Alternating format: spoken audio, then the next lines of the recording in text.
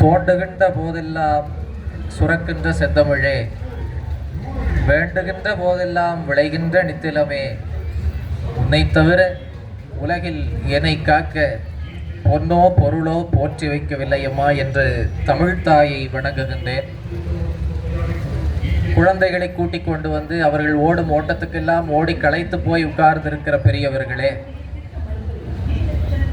சோர்ந்து போகாமல் பெரியவர்களை எல்லாம் சுறுசுறுப்பாக வைத்துக் கொண்டிருக்கிற குழந்தைகளே, சுதந்திர காற்றை சுவாசிக்க வந்திருக்கின்ற இளைஞர்களே, இந்த மூன்றுக்கும் அகப்படாமல் முதுமைக்கும் இளமைக்கும் நடுவே போராடி கொண்டிருக்கிற குடும்பஸ்தர்களே, தமிழ் கேட்க வந்திருக்கின்ற அன்பர்களே, உங்கள் அனைவருக்கும் எங்கள் பேரூர் தமிழ் மன்றத்தின் சார்பிலே வணக்கமும் வரவேற்பும். ஆண்டுதோறும் தமிழ்நாடு அரசு இந்த பொருட்காட்சியை சிறப்பாக நடத்தி கொண்டிருக்கிறது.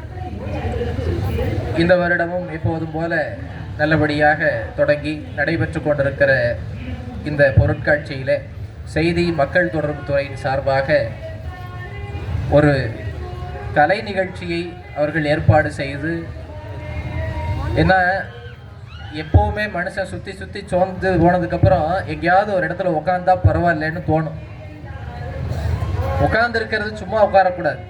அந்த நேரத்தில் கூட ஏதாவது ஒரு பயனுள்ள செய்தியோ சிந்தனையோ இருந்தால் அது இன்னும் நலமாக இருக்கும் என்பதற்காக இந்த மாதிரி எல்லா பக்கமும் நீங்கள் பார்த்துட்டு வந்ததுக்கப்புறம் ஒரு ஓரமாக அமர்ந்து ரசிக்கக்கூடிய வகையில் ஒரு மேடையை ஏற்பாடு செய்து, அதில் நமக்கு முன்னால் தலைநகரிலிருந்து வந்து ஒரு கலைக்குழுவினர், கலைக்கு வயது ஒரு தடை இல்லைங்கிறத அவங்க அழகாக ஆடல் பாடல் மூலமாக நிரூபித்திருக்கின்றார்கள்.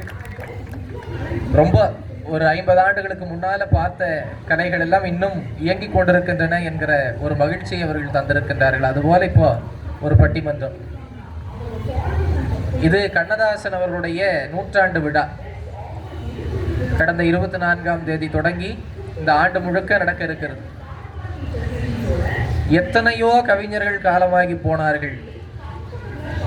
இவனுடைய கவிதைகளில் மட்டும்தான் காலம் காலமாகி இருக்கிறது. அப்படிப்பட்ட ஒரு கவிஞர் கவியரசு கண்ணதாசன்.